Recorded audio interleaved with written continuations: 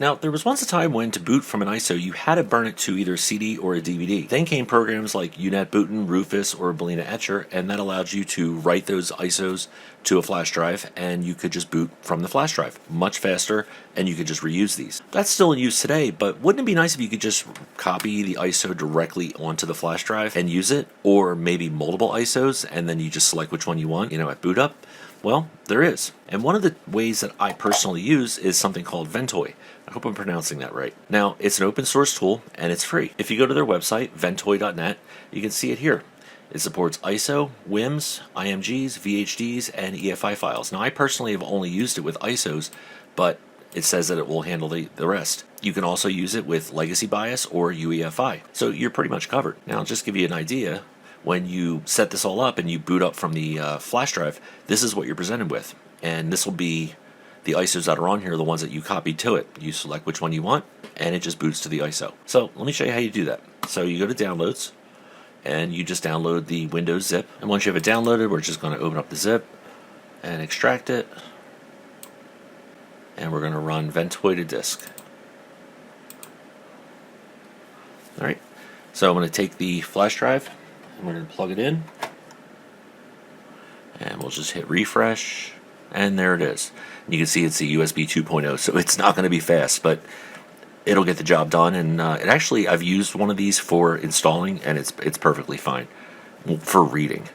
So once we click install, it's going to want to format the drive, which is fine. But if you have anything on there, you want to back it up first, or just make sure you use a blank drive. All right, now it is done. We'll just close the software out, and let's open up my computer. And you'll see there it is, Ventoy. And it's using, there's two partitions, one is hidden, but that's the boot partition. So you just open this up, and this is where you copy your ISOs to. So I have a folder here with some ISOs I chose, and we're just going to drop them on there.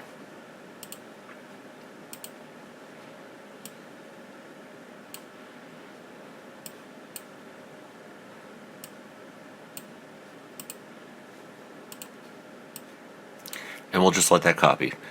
Again, this is not the fastest drive in the world, so it's going to take a while to copy all this over. It's copying about 16 gigs worth on a USB 2 flash drive, so it'll take some time. So I'll be back when this is finished. All right, now that everything has been copied over, we'll go ahead and reboot and see what it looks like. All right, so what I'm going to do is, since we're rebooting, hit F12. Try to bring up the boot menu. This wireless keyboard kind of sucks, so it may not come right. There it goes. Alright, we'll go up to USB 2, or the USB 2.0 drive. And it's going to throw all kinds of errors, but there you go. So we'll go down to Windows 10. And we're going to hit the button. And there we go. We're at the Windows setup. So let's reboot again. I'll show you the other. And this time we'll just load up Windows Mint. And there. Just like if you're booting off a CD or off a flash drive with, that you flash with Rufus or something.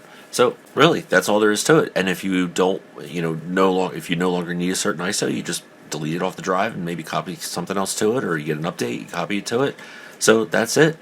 It's a great tool to have. It's free, and that's all you have to do. Hope you guys are having a good one, and I'll talk to you next time. Bye-bye.